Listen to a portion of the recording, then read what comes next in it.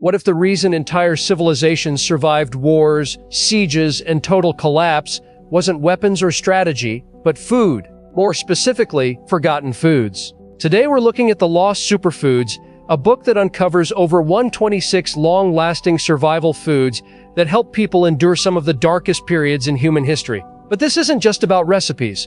It's about rediscovering knowledge that most modern households have completely forgotten. Before refrigerators, before supermarkets, before electricity, people still survived. And they did it with food that could last for months, sometimes years, without refrigeration.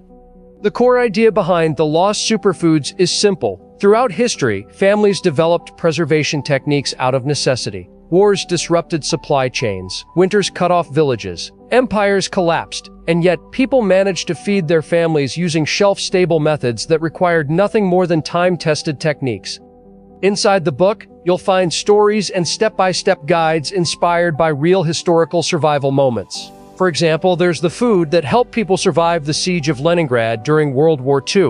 While famine devastated the city, a forgotten European preservation method allowed some families to stretch limited meat supplies for months without refrigeration.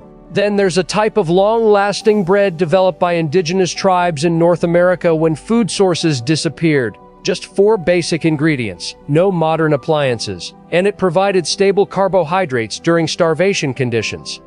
The book also talks about preservation methods used during the Great Depression, when money was scarce and waste wasn't an option. Certain foods stored in fat could last for years while remaining calorie-dense and practical. And it doesn't stop there. You'll learn about a fermented soup from Turkey that could sit on shelves for years.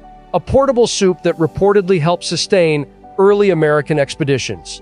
A shelf-stable dairy product used by Mongol warriors during long campaigns.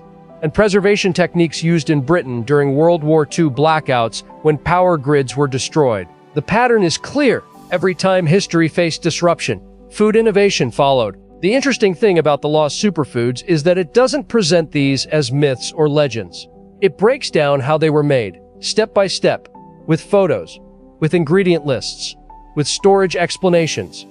Most of the methods rely on traditional preservation techniques: dehydration, fermentation, smoking, salting, fat sealing, root cellaring. These aren't modern inventions. They're ancient survival tools. Another key feature of the book is the nutritional awareness. It provides macronutrient information so you can understand how much protein, fat, and carbohydrates you're actually storing. That's important because survival food isn't just about shelf life, it's about sustaining energy. There's also a strong emphasis on affordability. One section explains how someone could gradually build a food reserve for about $5 per week. Another shows how to create high-calorie survival bars at home using long-lasting ingredients. The idea is not to panic buy expensive freeze-dried meals, but to learn methods that were already proven by generations before us. Now, let's be clear. This book is written with preparedness in mind. It talks openly about grid failures, economic instability, and natural disasters. If that topic doesn't interest you, some parts may feel overly focused on worst-case scenarios. However, the historical lens makes it more educational than extreme.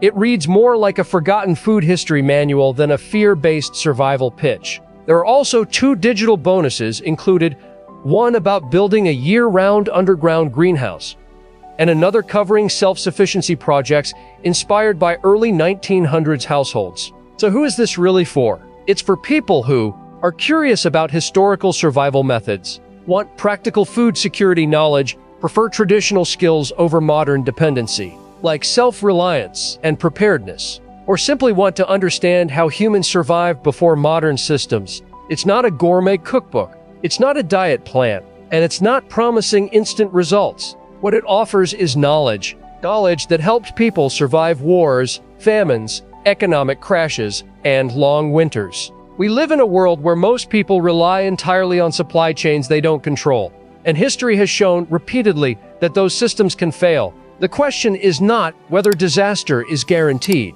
The question is, would you know how to feed your household if modern convenience disappeared for a while? That's the gap the Lost Superfoods attempts to fill. For $37 with a 60-day refund policy, it positions itself as a reference guide you keep on your shelf and hopefully never urgently need.